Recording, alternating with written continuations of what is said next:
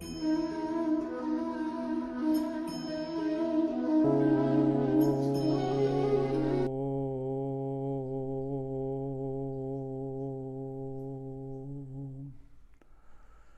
दर्शकगण, सादर नमस्ते। आज हम योग दर्शन चालीसा के 38वें सूत्र पर विचार करेंगे। सूत्र है सत्व पुरुषयो शुद्धि साम्य कैवल्यम इति। ये विभूति पाद जो तीसरा पाद है, इसका अंतिम सूत्र है और इसमें मुक्ति के संबंध में बताया गया है।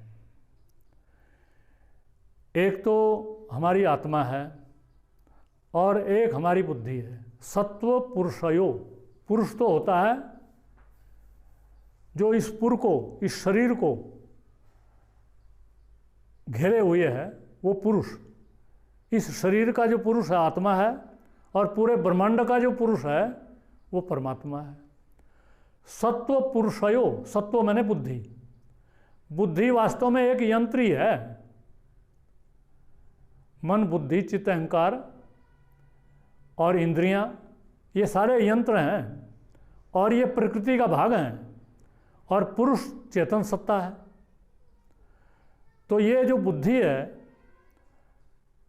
और ये जीवात्मा है, ये इसका भौतिक जगत में भी बहुत सहयोगी है बुद्धि। और जो आध्यात्मिक जगत है उसमें भी यही है, इसी के माध्यम से चला जाएगा आगे। वैसे इसको छोड़ देंगे हम। जब हम नौका में बैठ कर के और किसी नदी को पार करते हैं तो नौका साधन है, लेकिन नौका को छोड़े बिना हम लक्ष्य को प्राप्त नहीं कर सकते। उसी प्रकार से बुद्धि आत्मा के साथ चलती है। सारे जो भी प्रयोजन है वो बुद्धि से सिद्ध होते हैं। सत्व पुरुषयो बुद्धि साम्य, शुद्धि साम्य। इनकी शुद्धि का साम्य का मतलब क्या है? आत्मा तो शुद्ध है ही, लेकिन बुद्धि नहीं शुद्ध होती है।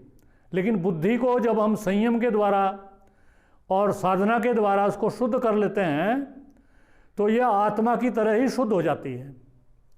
जिस प्रकार से हम किसी दर्पण में अपना चेहरा देखते हैं और यदि वो दर्पण मैला हो जाए तो अपना चित्र, अपना स्वरूप ठीक नहीं दिखता है।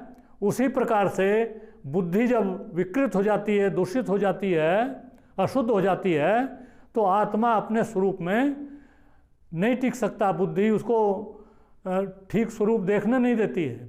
तो इस सूत्र में ये बताया गया है कि बुद्धि का और आत्मा का जो शुद्धि साम्य, मतलब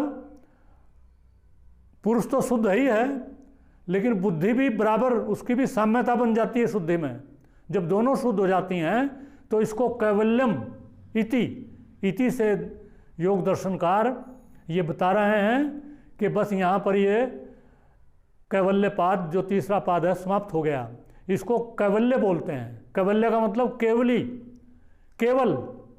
हम केवल आत्मा हैं और ये सारा जो प्रपंच बुद्धि का, मन का, चित्त का, अहंकार का, इंद्रियों का, ये जो सारा जंजाल हमारे साथ लगा हुआ है ये बाहर से आरोपित है। इससे छुटकारा पा करके जब केवल हम अपने स्वरूप में स्थित होते हैं तभी कैवल्य बोलते हैं। तो यही इस सूत्र में बताया है कि संयम का अभ्यास करके हम अलग अलग स्थान पर और बुद्धि को आत्मा की तरह शुद्ध बना करके और आत्मा और बुद्धि की साम्यता करके हम कैवल्य पद को प्राप्त कर सकते हैं। यही इस सूत्र का भाव है। इति ओम शम नमस्ते जी।